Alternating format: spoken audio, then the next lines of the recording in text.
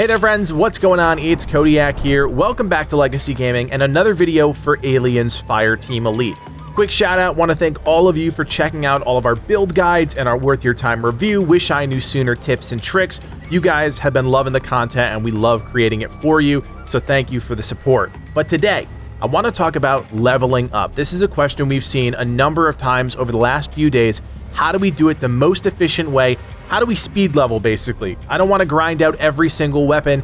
Is there a way to do it faster, smarter, more efficiently? And the answer is yes. Now, of course, this is always going to work better in group play, because if you're going out there with bots, most likely you're going to die, but you can still do it. It's just going to take a little bit longer. The truth is, there are no easy shortcuts, but we do believe that there are easier missions that you can speedrun. And for us, that was Campaign 4, Mission 2. It's the search mission for The Only Way to Be Sure. We spent a good amount of time bouncing between the different campaign missions, trying to figure out which one was the best for us, and this is where we landed, because for the most part, you can push through to these large encounter spaces, do a kind of last stand, kill everything, and then move on quickly. I think the biggest trap that people are going to fall in is that you spend a lot of time fighting in all of these transitionary rooms when you could just get to the end game room and fight there. And you'll notice in the gameplay behind you, that's exactly what we do. We don't fight unless we absolutely have to, and that often coincides with being locked out of a room. You know how it goes. You have to do a combat scenario,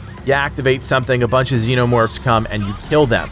The cool thing about this particular mission is that there are so many places that you can just hide in a corner or in a hallway and just let the xenomorphs funnel down to you. And at the standard difficulty, which is fine for doing this speed run, you're absolutely going to melt them, especially if you're at the point where you're just leveling up your weapons and trying to level up your different loadouts. Now, you can do this at a higher difficulty if you want. You're going to get more XP for doing it because higher difficulty, more XP. But if you're trying to go for speed and efficiency, keeping this at standard is probably your best bet. Once we got into a rhythm, we were completing this particular mission in speedrun fashion in under 15 minutes. And that's really the golden number, because we wanted to make sure that we could get 4 of these in during an hour. That's going to net you a ton of credits, a ton of XP. We haven't even talked about challenge cards yet. Now, of course, if you haven't watched our Wish I Knew Sooner video, I definitely recommend you do that, because there's just some broad brush information I want to make sure everybody knows. But the big thing is that you can buy challenge cards from the armory. You're going to want to use your requisition credits, buy as many of these packs as you can,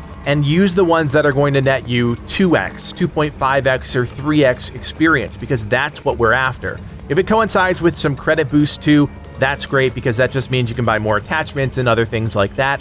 But it's really the experience challenge cards you're looking for. Of course, you have to be careful. You don't want to use challenge cards that are going to make you fail the speedrun or slow the speedrun down, but there are a number of cards out there that will just augment it enough to be a little bit more challenging, or maybe just a little bit more of a nuisance, but doesn't distract from the fact that you're speedrunning through the mission, trying to get it in under 15 minutes. There's a couple other things I think everybody needs to know, and the first is that speedrunning missions is not necessarily fun, but it is rewarding, because you're trying to level up your weapons for that inevitable more content coming down the pipeline. We already know that additional free content is coming on September 8th.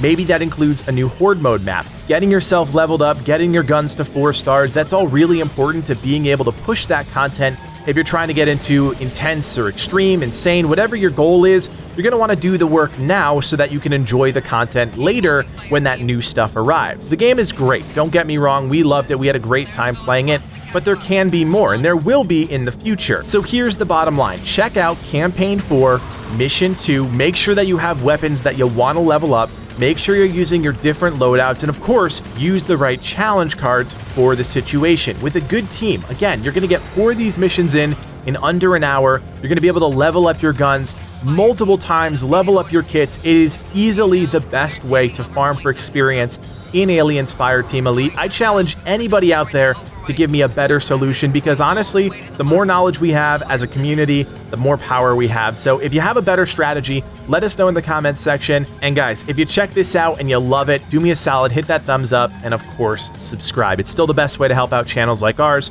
and we'd love the support. You can also join us on Discord. We've got a great community of around 7,000 members spread across dozens of great games, with a special section for Aliens Fireteam Elite. So check out the link in the description to join today.